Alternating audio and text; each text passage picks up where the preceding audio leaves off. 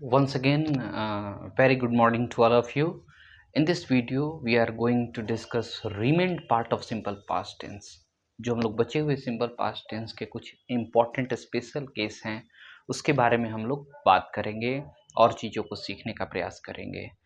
तो simple past में कुछ और भी ऐसे इम्पॉर्टेंट यूज़ हैं जिसको हमको जानना है और उस तरीके से सेंटेंस को हम लोग पहचानना है और बहुत ही इम्पॉर्टेंट है। आप कंपटीशन लेवल तक ये चीज़ें आती हैं। So this is very important. You should learn, you should go through the things that I'm teaching in front of you all. तो used to का प्रयोग, would का प्रयोग बहुत मायने रखता है। तो सबसे पहले मैंने used to का प्रयोग मैंने आपके लिए जो है ऑप्ट किया है कि किस तरीके से used to का प्रयोग हम लोग करते हैं। used to का बहुत सारा यूज़ है, लेकिन used to का प्रयोग सिंपल पास्ट में कहाँ करते हैं, किस मामले में करते हैं, इसको हम जानेंगे। तो used to का प्रयोग हम लोग तब करते हैं जब आप किसी पास्ट हैबिट को बताते हैं, जब आप बीते हुए दिनों के आदत को बताते हैं तो used to का प्रयोग करते हैं। कैसे सेंटेंस से समझेंगे? जैसे कि मैं स्कूल जाया करता था बचपन में, मैं नदी में तैरा करता था बचपन में। तो ऐसे जो सेंटेंस है वो बताते हैं कि आप पास्ट टाइम में ये आदत के तौर पर करते थे। मैं बचपन में या मतलब कि मैं दूध पिया करता था। ठीक है? तो इस तरीके से बहुत सारे सेंटेंस है जो कि यूज्ड टू के प्रयोग को हम लोग वहाँ पर करते हैं।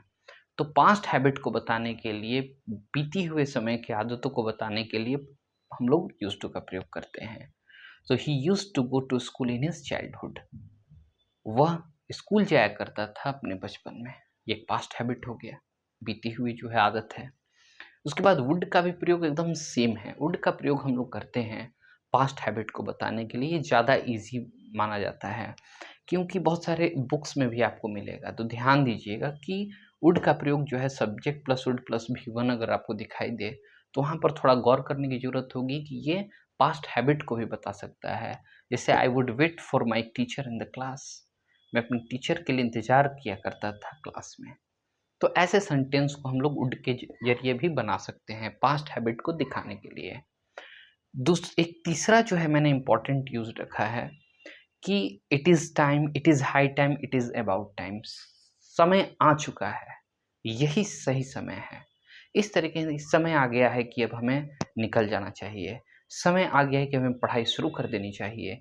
समय आ गया है कि उसे क्रिकेट खेलना शुरू कर देना चाहिए या शुरू कर देनी है। हिंदी थोड़ा-सा डिफरेंट हो सकता है, लेकिन सेंस कहने का मतलब है it is time, it is high time, it is about time कि यही वो समय है। यही वो समय है कि आप जो है जिसके बाद it is high time he started playing cricket. यही वो समय है कि उसे अपना क्रिकेट खेलना शुरू करना चाहिए। तो ऐसे हिंदी को हम लोग बोलने के लिए इस तरीके का स्ट्रक्चर, आप बस ये स्ट्रक्चर पूछता है आपको कंपटीशन लेवल में, ये पूरा का पूरा लाइन दे देगा और यहाँ पर वर्ब को जो है वो मतलब कि स्टार्ट दे देगा, स्टार्टेड दे देगा, स्टार्टिंग दे देगा, जो भी है दे देगा। तो यहाँ पर आपको ध्यान रखना है कि it is high time, it is time, it is about time के बाद जो है सब्जेक्ट के बाद आने वाला जो वर्ब होता है वो भी2 के रूप में इसको इस्तेमाल करते हैं। ऐसे हम लोग ग्रामेटिकल टर्म्स के रूप में पढ़ते हैं। ठीक है? तो ये मैंने आपको बताया। और भी एक कॉन्सेप्ट है जो मैं आपको बता रहा हूँ कि इफ़ के बाद अगर सिंपल पास्ट आता है तो आप उसका क्लॉज में जो है वो सब्जेक्ट प्लस वुड प्लस भी1 प्लस ऑब्जेक्ट के रूप में बनाएंगे। ध्यान दीजिएगा। जैसे मैं एक सेंटेंस लिख दे रहा हूँ।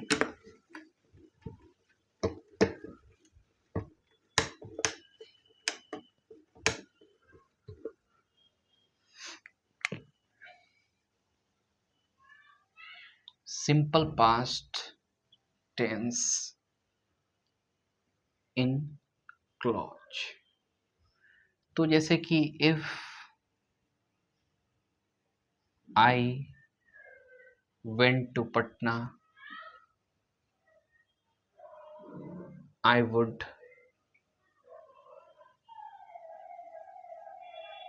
Visit, I would go to zoo, I would go to जू। यदि मैं पटना गया होता तो मैं चिड़ियाघर जाता, चिड़ियाघर चला गया होता। इस तरीके से हिंदी इसको बनाते हैं। यदि मैं बाजार गया होता, और भी बना सकते हैं, if I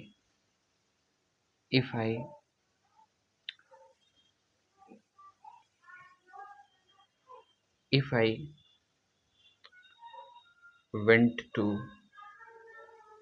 your house I would meet with your father। यदि मैं तुम्हारे घर गया होता तो मैं तुम्हारे पिता से मिलता।